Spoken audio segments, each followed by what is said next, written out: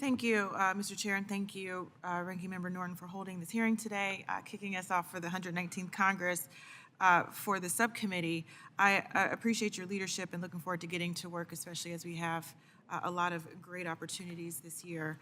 Thanks to the passage of the bipartisan infrastructure law in 2021, communities from coast to coast will see about $1.2 trillion in local investments to improve the reliability, resilience, and efficiency of America's infrastructure over the next 10 years, and Americans are already seeing these tangible differences, including improved roads, bridges, transit systems, airports, waterways, and environmental infrastructure. In Ohio, for example, which is home to the nation's 5th largest interstate system that spans over 8,000 lane miles. We have 19,000 center lane miles. The bipartisan infrastructure law is awarded 27 grants amounting to about $1.3 billion with a B funding to improve our state's roads and bridges, with more than 6.6 committed to our state, which we are very much looking forward to expending and using. And I'd like to turn your attention to Ohio's 13th district, which is where I represent. We've seen over $176 million of investments to create jobs and promote clean, green, safe, more accessible transportation for my constituents and business communities all over. But one of the things that is really important as we are discussing these investments is that they're not just play dollars that we just talk about, and as we are building, literally building our communities, and we're talking about how we're increasing our economic opportunities. I know people in my community get really frustrated when they see detours and barrels, but barrels means jobs. They mean that, I like to say each barrel means a job for someone in this community, that they're investing those resources back into Ohio 13 and across our entire state. And where we are in Ohio, you can get to about 80% of the population in a day's drive, and it just shows how important we are in the transportation network across this country.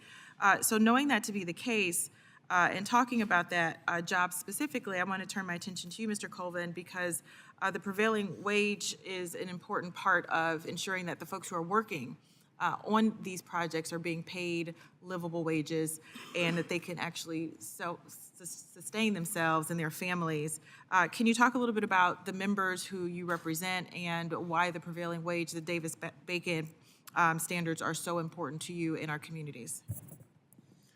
Yeah, I mean, I think in addition to what you were saying, it guarantees a quality of work that, that they know that there will be high standards for workforce training for those workers, and that the delivered product is going to be better and delivered on time. And, I think beyond Davis-Bacon, looking at other labor workforce protections that are built into our surface transportation programs, it's sort of a promise that the people who are delivering these assets that we're investing in, should be paid fairly and should be able to afford a middle-class lifestyle and not have it be, low wages and undercutting workers as the goal for how we build out our infrastructure.